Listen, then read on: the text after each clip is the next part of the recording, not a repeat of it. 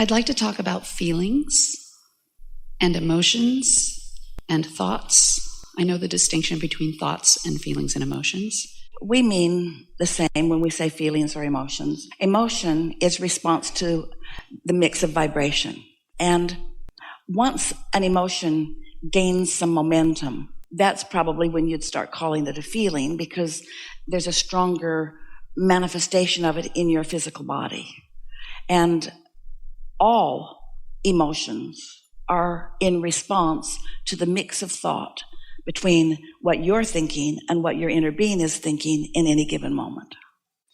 I feel very much in alignment a lot, and I experience this guidance. It's almost like swimming in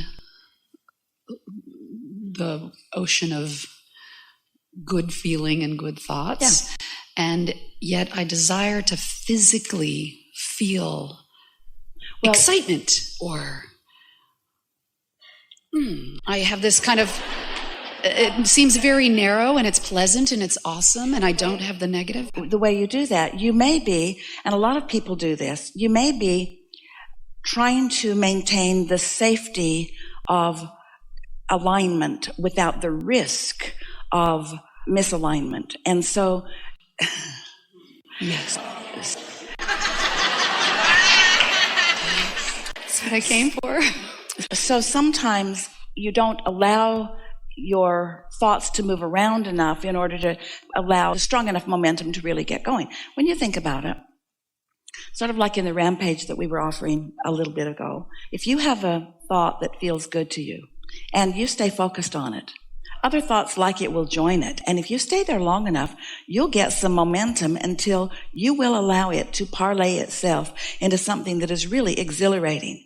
But most people are too objective for that. So you're thinking the thought about what you want, but then another thought slips in, and thinking about what you want, and then another thought slips in. You following? What I do want, what I don't want, what I do want, what I don't want. It's interesting that we're having this conversation because just this week, Esther had a first-time experience during meditation, because she, like you, is wanting to be aware of what receiving mode she's in. In other words, you're always in a receiving mode, but from what broadcasting tower am I receiving? And of course, she wants to receive from the broadcasting tower of source energy. But you don't always, because there are things going on and you have habits of thought about different things. So Esther sat to meditate. Now, she's been listening to us, especially lately. We've been putting a lot of emphasis on meditation and saying that the point of meditation is to quiet your mind as completely as you can, because when you stop thought, you stop resistant thought.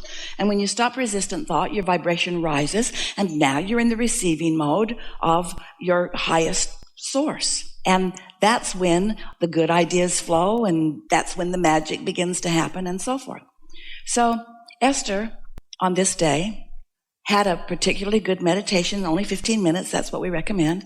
And toward the end of the 15 minutes, she received what she knows is a download of thought. She knew she was receiving it from broader perspective because it wasn't anything that she'd been thinking about at all. And it involved some people that she has known and had some interaction with on one of her houses some years ago. And as the thought came about them, now, this thought swam in on the current of pure positive energy. She knew it for sure. But because the subject matter was something that she had a vibration that she had left in a different place, it swam in and she found the other thought right in the middle of meditation. This thought felt really good until she focused upon the subject of the thought, and then the thought that was activated before, where she'd last left that thought, became activated and sort of had a little dance. It was so interesting to Esther. Right in the middle of meditation, which is a quieted mind, she's contemplating, okay, now I know that thought was pure positive energy, and then I messed it up with this thought. And her question was, sort of like this question that you're asking here, Abraham, how does that happen? If I was pure positive energy And in my pure positive energy, I had this thought, then how could it go south so fast? And we say, because your vibration relative to subjects is right where you last left it. And we were guiding her to returning to the love for these people that is natural to her, rather than remembering where the relationship last left. And she was so excited then when she completely came out of meditation. She knew that this was a bridging of belief. And further, she knew, because she's been hearing us say, when you get tuned in and you're in the receiving mode, your inner being will lead you to the path of least resistance. Well, if there is resistance on the path, sometimes it is helpful for you from your high-flying disc, from your connection with source energy, to shine some light on something that does have some resistance to release the resistance from it. And that's what happened for the most part. That subject's not the same subject that it was before. You following us? So, Abraham, does that mean that my inner being has an attitude or opinion about everything that I have an attitude or opinion about? Yeah. So you always love those guys no matter what they did to me, right? Right. Oh. So you're not ever going to join me in a negative thought about anyone. Right. So if I want to be fully who I am and fully in alignment with who I am, I got to find some way, if I'm going to think about that, of thinking about it in a way that allows alignment. And that's the process of bridging those thoughts. There are so many thoughts that you could think about that you could go through the buffet and just not choose those things and just choose the things you like. But if one of the things in the buffet is married to you,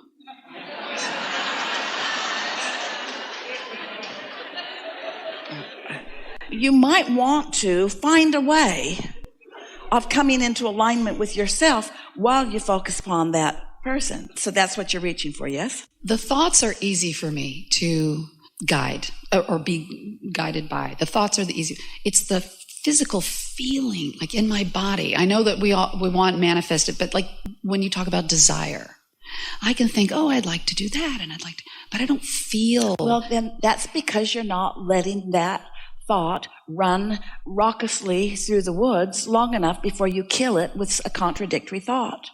That's what Esther discovered. She could not have been more in alignment. She was in that place of deep breathing. She was soaring with the angels. She could feel her connection. And a thought came that felt so good. And then... And it was because she introduced a contradictory thought to it. But you see, she was in meditation in a place where she could really feel the difference. She could really feel the difference. And right now, according to you, you can't feel that difference because you're telling us something that you believe for sure that just can't be true. You're telling us that you're holding a positive thought and that it's not gaining momentum. Like that's natural. That's not natural. A positive thought will gain momentum unless you're introducing negative thoughts to it. You know, I guess I've always held that the opening of every seminar, every meeting, you say, are you knowing what you're wanting? Yes. And I say sometimes, most of the time. Yes. Or not at all. But I guess I'm looking at the physical sensations. The physical sensation is guidance, it's emotion. And your physical sensation, if you're not getting to a place where you're soaring on a really regular basis, then you have thoughts that are active in your vibration that you're not admitting to. And Esther was doing the same thing.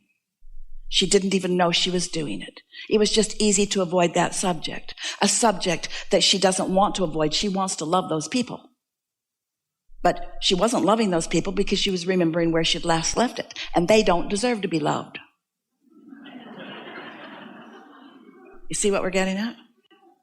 I do. But Esther deserves to love them. And Esther can't bear not to love them because her inner being is. So if it's someone that you can just avoid the subject of, then fine. Choose other thoughts. But if it keeps coming up, then you got to change it. We know you think you're asking a different question, but you're not. It's the same question.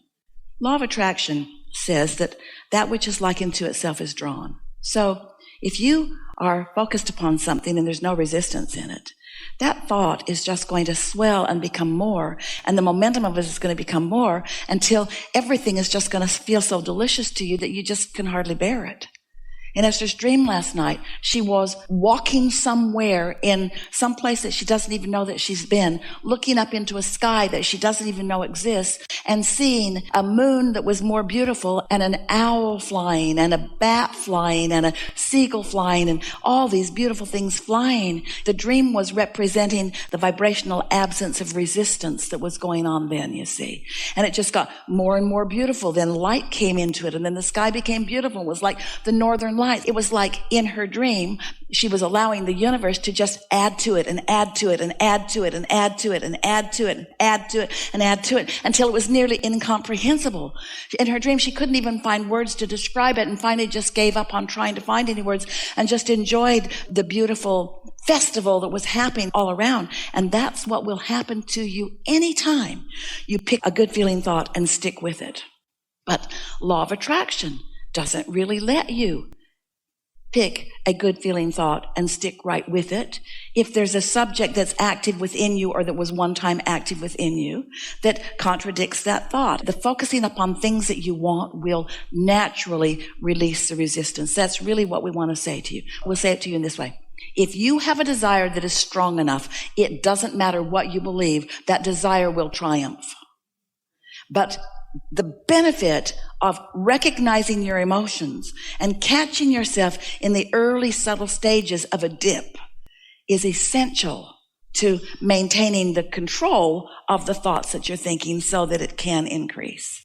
I'm great at that. But it just brings me back to, not apathy, but it brings me back to this lovely feeling of joy and happiness and what you said earlier, which is I don't let it go. You can see how that's hard to take. Yeah. No, I love that. I love that. And now that I'm used to that, I want more. Feel what you're doing. I love this, but it's not enough.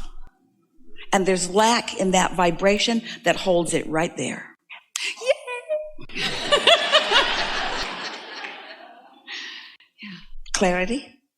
Sometimes people think that what we're promoting here is bouncing off the wall enthusiasm. Well, that's fun sometimes, but it gets tiring.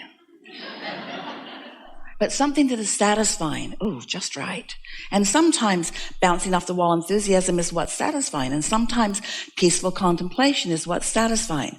And sometimes an interest in something is satisfying. And so we think that if you'll just focus upon feeling satisfied, that the satisfaction will grow. But you're dissatisfied.